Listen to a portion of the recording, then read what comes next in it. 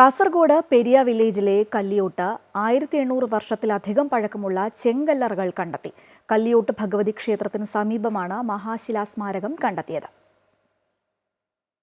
പുല്ലൂർ പെരിയ ഗ്രാമപഞ്ചായത്തിലെ കല്ലിയോട്ട് ദേശത്തിന്റെ ചരിത്രവും സമൂഹവും പ്രൊജക്ടിന്റെ ഭാഗമായി പ്രദേശവാസികളിൽ നടത്തിയ വിവരശേഖരണത്തിന്റെ അടിസ്ഥാനത്തിൽ കാഞ്ഞങ്ങാട് നെഹ്റു കോളേജിലെ 3ാം വർഷ ചരിത്ര വിദ്യാർത്ഥികൾ ചരിത്ര ഗവേഷകൻ നന്ദകുമാർ കോറോത്തിന്റെ സാന്നിധ്യത്തിൽ കാട് വെട്ടിത്തെളിച്ചപ്പോഴാണ് നൂറ്റാണ്ടുകൾ പഴക്കമുള്ള ചെങ്കല്ലറകൾ കാണാൻ സാധിച്ചത്. ഇവ മഹാശിലായുഗ കാലഘട്ടത്തിലുള്ളതെന്ന് സ്ഥിരീകരിക്കുകയും ചെയ്തു.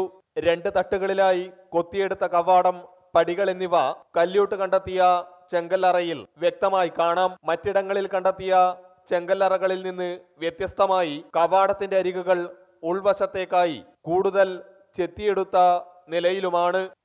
പ്രൊജക്റ്റിന്റെ ഭാഗമായി കല്ലിയോട്ട് വന്നപ്പോൾ ക്ഷേത്ര കഴകവുമായി ബന്ധപ്പെട്ട കാര്യങ്ങൾക്ക് പ്രൊജക്റ്റിന്റെ ഭാഗമായി വന്നപ്പോൾ 2000-ലധികം വർഷം പഴക്കമുള്ള സ്മാരകമാണ് ഇവിടുന്ന് ഞങ്ങൾ കാണാൻ സാധിച്ചത്. നീക്കി ഇതിൻ്റെ അകത്തേക്ക് കയറി നീക്കി തരുമ്പോൾ അതിൻ്റെ കുറച്ച് മൺപാത്രം ഉണ്ടായിരുന്നു.